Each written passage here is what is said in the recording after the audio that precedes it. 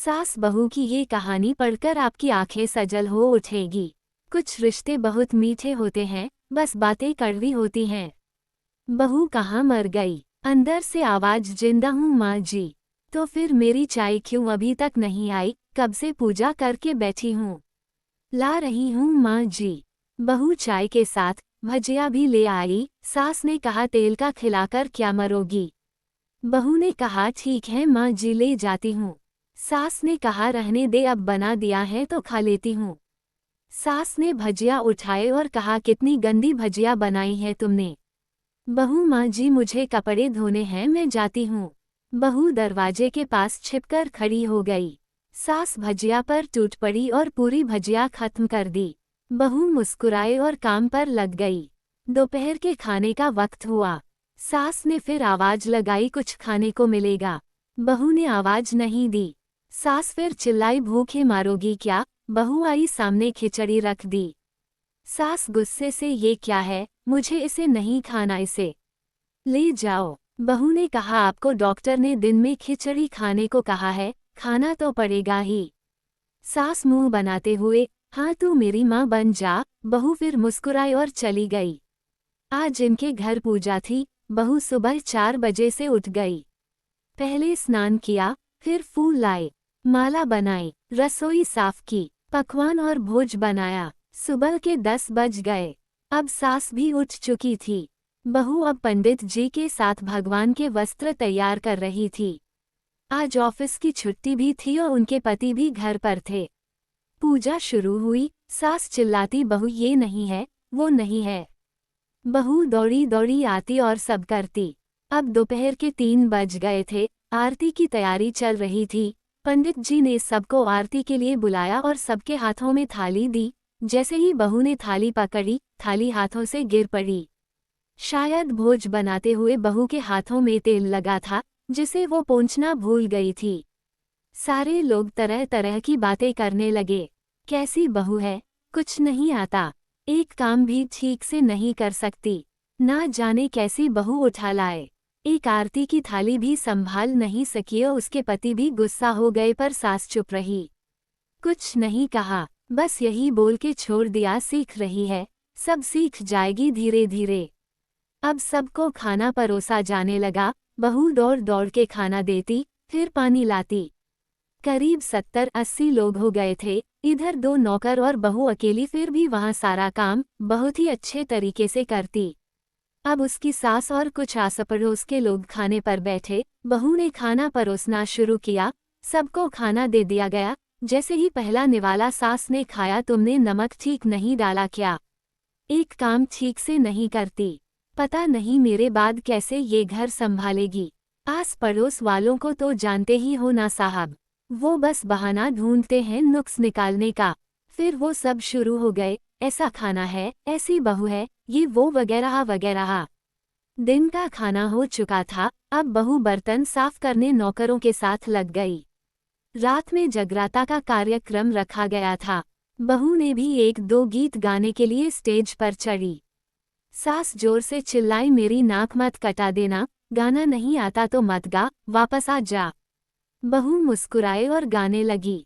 सबने उसके गाने की तारीफ की, पर सास मुंह फुलाते हुए बोली, इससे अच्छा तो मैं गाती थी जवानी में, तुझे तो कुछ भी नहीं आता।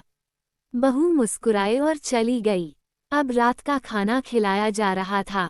उसके पति के ऑफिस के दोस्त साइड में ही ड्रिंक करने लगे। उसका पति चिल्लाता, थोड़ा बर्फ लाओ, तो सास चिल्लाती, यहाँ दाल नहीं है, फिर चिल्लाता, कोल्ड ड्रिंक नहीं है, पापड़ ले आओ। इधर उधर आखिरी में उसके पति की शराब गिर पड़ी उसके एक दोस्त पर और बोलत टूट गई। पति गुस्से में 2 झापड़ अपनी पत्नी को लगाते हुए कहता है, जाहिल कहीं की, देखकर नहीं कर सकती, तुझे इतना भी काम नहीं आता। सारे लोग देखने लगे। उसकी पत्नी रोते हुए कमरे की तरफ दौड़ी। फिर उसके दोस्तों ने कहा, क्या यार, पूरा मूड खराब कर दिया, यह नहीं बुलाया होता, हम कहीं और पार्टी कर लेते। कैसी अनपढ़ गंवार बीवी ला रखी है तूने, उसे तो मेहमानों की इज्जत और काम करना तक नहीं आता, तुमने तो हमारी बेइज्जती कर दी। अब आस पड़ोस की औरतों को और बहाना मिल गया था। वो कहने लगी, देखो क्या कर दिया तुम्हारी बहू ने, कोई काम की नहीं है। मैं तो कहती हूँ अपने बेटे की दूसरी शादी करा दो, छुटकारा पाओ इस गंवार से। सास उठी और अपने बेटे के पास जाकर उसे थप्पड़ मारा और कहा, अरे नालायक, तुमने मेरी बहू को मारा, तेरी हिम्मत कैसे हुई? तेरी टांग तोड़ दूंगी। उसके बेटे के दोस्त कुछ कहने ही वाले थे कि उसकी मां ने घूरते हुए कहा, चुप, बिल्कुल चुप।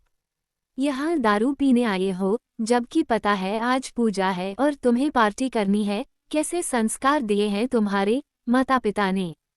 और किसने मेरी बहू को जाहिल बोला? जरा इधर आओ, चप्पल से मारूंगी अगर मेरी बहू को किसी ने शब्द भी कहा तो। अरे पापी, तूने उस लड़की को बस इसलिए मारा कि तेरी शराब टूट गई? पापी, वो बच्ची सुबह 4 बजे से उठी है, घर का सारा काम कर रही है, ना सुबह से नाश्ता किया ना दिन का खाना खाया, फिर भी हंसते हुए सबकी बातें सुनते हुए, ताने सुनते हुए घर के काम में लगी रही। तेरे यार दोस्तों को वो अच्छी नहीं लगी। जूते से मारूंगी तेरे दोस्तों को जो कभी उन्होंने ऐसा कहा। उसके यार दोस्त चुपके से खिसक लिए। अब सास बहू के कमरे में गई और बहू का हाथ पकड़कर बाहर लाई। सबके सामने कहने लगी, किसने कहा था अपनी बहू को घर से निकाल के दूसरी बहू ले आना? जरा सामने आओ। कोई सामने नहीं आया। फिर सास ने कहा, तुम जानते भी क्या हो इस लड़की के बारे में? ये मेरी माँ भी है, बेटी भी। माँ इसलिए मुझे गलत काम करने पर डांटती हैं और बेटी इसलिए कभी कभी मेरी दिल की भावनाएं समझ जाती हैं। मेरी दिन रात सेवा करती है, मेरे 1000 ताने सुनती है पर एक शब्द भी गलत नहीं कहती, ना सामने ना पीठ पीछे। और तुम कहते हो दूसरी बहू ले आऊं? याद है ना छुटकी की दादी, अपनी बहू की करतूत? सास ने गुस्से से पड़ोस की महिला को कहा, अभी पिछले हफ्ते ही तुम्हें मियाँ बीवी भूखे छोड़ घूमने चले गए थे। मेरी इसी बहू ने 7 दिनों तक तुम्हारे घर पर खाना पानी, यहाँ तक कि तुम्हारे पैर दबाने जाती थी और तुम इसे जाहिल बोलती हो। जाहिल तो तुम सब हो जो कोयले और हीरे में फर्क नहीं जानते। अगर आइंदा मेरी बहू के बारे में किसी ने एक लफ्ज भी बोला तो मुझसे बुरा कोई नहीं होगा, क्योंकि ये मेरी बहू नहीं, मेरी बेटी है। बहू अंडस को सिसकियां लेते हुए फिर कमरे में चली गई। सास ने एक प्लेट उठाए और भोजन परोसा। बहू के कमरे में खुद ले गई। सास को भोजन लाते देखा तो बहू ने कहा, अरे माँ जी, आप क्या कर रही हो, मैं खुद ले लेती। सास ने प्यार से ताना मारते हुए कहा, डर मत, इसमें जहर नहीं है, मार नहीं डालूंगी तुझे। तुझे नई सास चाहिए होगी, पर मुझे अभी भी तू ही मेरे घर की बहू चाहिएश। बहू ने अपनी सास को रोते हुए गले से लगा लिया। सास भी रो दी पहली बार और कहा, चल खाना खा ले। फिर मजाक करते हुए कहा, फिर मेरे पैर दबाने चले आना और ये ख्याल मन में मत लाना कि सास पैर बोलती है। किसी दिन मैं इसका गला दबा दूंगी, क्योंकि कभी मैं भी यही सोचती थी। दोनों खूब हंसने लगती हैं। भले ही हमारा समाज कितना भी क्यों न बदल गया हो, लेकिन महिलाओं की स्थिति अभी भी दयनीय है। ऐसा इसलिए क्योंकि यौन उत्पीड़न सार्वजनिक रूप से शर्मिंदा और महिलाओं को अपने मन की बात कहने से मना किया गया है। यही एक वजह भी है कि आधुनिक युग में भी महिलाएं सीख रही हैं कि दुनिया में अपना सही स्थान कैसे पाया जाए। इस मामले में हाउसवाइफ की स्थिति सबसे ज़्यादा खराब है। ऐसा इसलिए क्योंकि हर दिन पूरे समर्पण से काम करना के बाद भी उन्हें एप्रिसिएशन के बजाय ये फील कराया जाता है कि वह जो कुछ भी कर रही हैं वह बेकार है। सुनने में यह जरूर अटपटा लग सकता है, लेकिन ये कहानी ज़्यादातर घरों की है। सब कुछ करने के बाद भी पति नहीं करते प्यार, तो इस तरह बनाएं उनके दिल में जगह। घर में काम करने वाली महिलाओं को न केवल बेकार समझा जाता है, बल्कि उनके आसपास के लोग ही उनके आत्मसम्मान को ठेस पहुंचाते हैं। ऐसे में तब ज़्यादा दुख होता है जब पति भी अपनी पत्नी की रिस्पेक्ट नहीं करता। ऐसे लोग न केवल अपनी पत्नी की उपस्थिति को महत्व देना बंद कर देते हैं, बल्कि घरवाले भी उनकी इज्जत नहीं करते।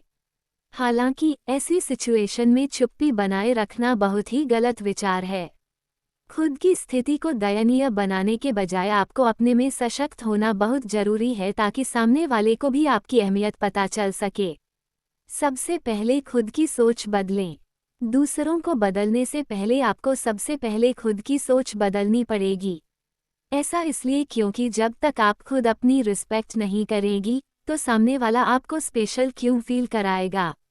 भले ही आप एक हाउस वाइफ हों, लेकिन इसके बाद भी अपने काम को कम न समझें। आप जो कुछ भी कर रही हैं वो अपने आप में भी बहुत खास है।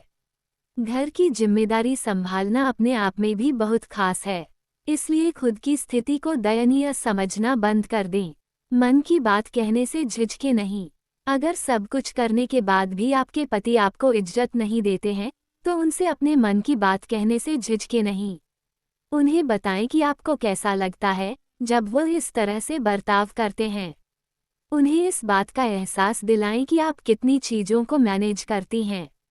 बाहर जाकर कमाने से नहीं अच्छी पत्नी नहीं बना जा सकता है। अपने पार्टनर को ये भी बताएं कि दिन भर आप क्या क्या करती हैं ताकि उन्हें आपकी वैल्यू पता चल सके। खुद को नेग्लेक्ट न करें।